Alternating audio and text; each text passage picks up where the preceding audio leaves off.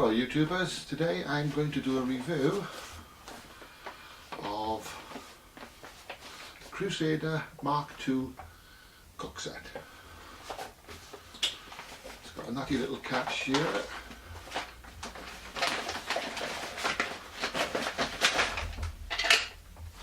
The whole thing just pulls out of the fairly tight pouch.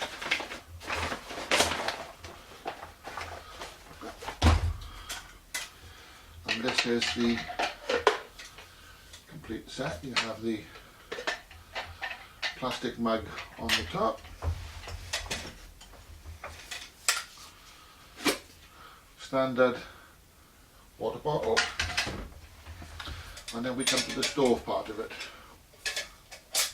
You have the metal cup here with the twin handles, and it does have measurements embossed on there so you can measure the amount of food you get.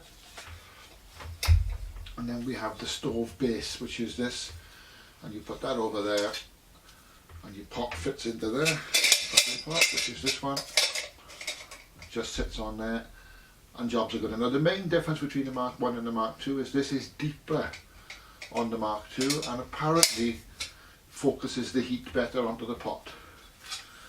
Inside there I've just got some solid fuel tablets.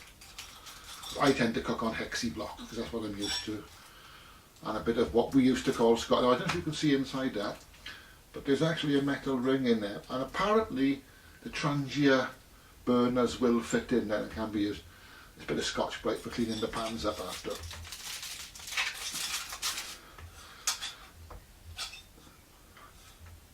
That just fits into there. And jobs are good at. Now, coming back to the pouch itself,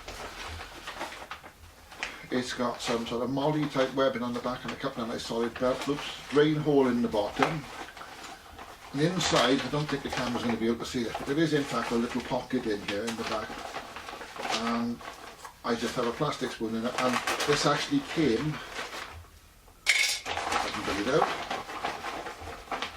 it doesn't want to come out,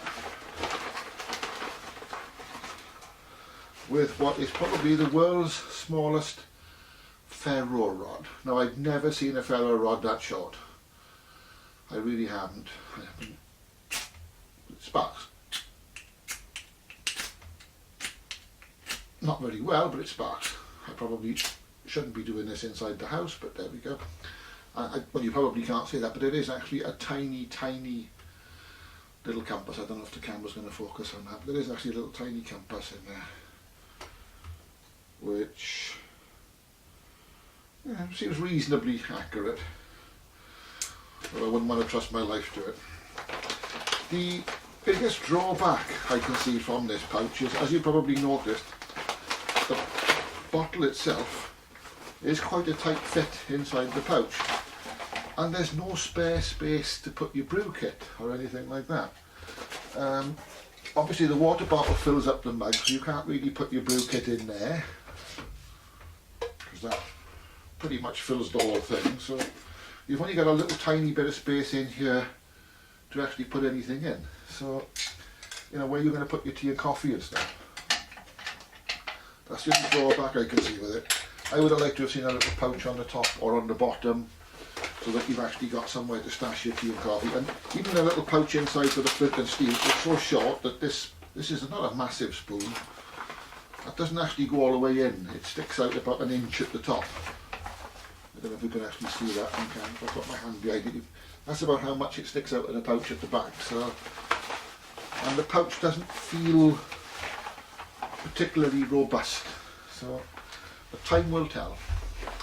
What we do now is when we get a chance, we'll go outside and we'll do a burn test outside with it. Hopefully see you in a bit. If not, thank you for watching.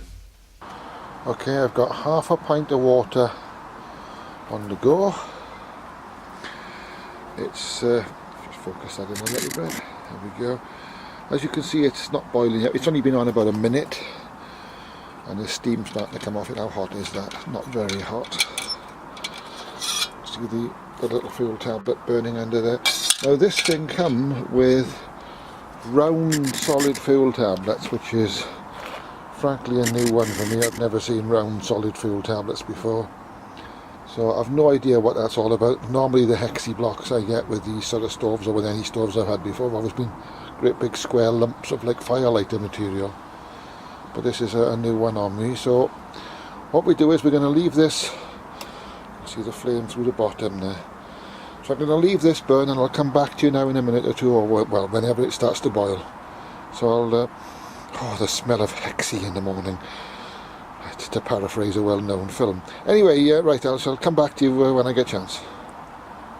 Okay, we're coming up on 5 minutes now, and as you can see the water is getting hot. The one fuel tablet is still burning. The water's a little bit too hot to put your hand in at the moment, but it's nowhere near boiling, and to be honest, that fuel tablet looks like it's burning out to me. Lift that off and have a look. Yeah, there's not a lot of that left, so I don't think one fuel tablet is going to cut it. So I'll come back to you now in a bit when it's boiled. That's 5 minutes now on one fuel tablet. Okay, we're coming up on 10 minutes now, and as you can see, the water is just starting to get a boil on it now, and that's 2 fuel tablets and 10 minutes. One fuel tablet only lasted probably a best, but it's still a little bit of burn on it. Let me just lift this off carefully. But you can see the second fuel tablet has made a big difference, and now we've got that. I don't know if you can actually pick that up with the sound. We've got that rolling boil going on there now. So yes, it works. It's not too windy out today, and it's not too cold. It's not bitterly cold out anyway, so how well is it working? Well, it's working. You know, it will boil a cuppa. I've got half a pint of cold water in there, so it will make a brew. That's about 1.5 decent mugs full, I suppose, if you're wearing a normal household type mug. Yes, it works. And that's the end of the video. Thank you very much for watching.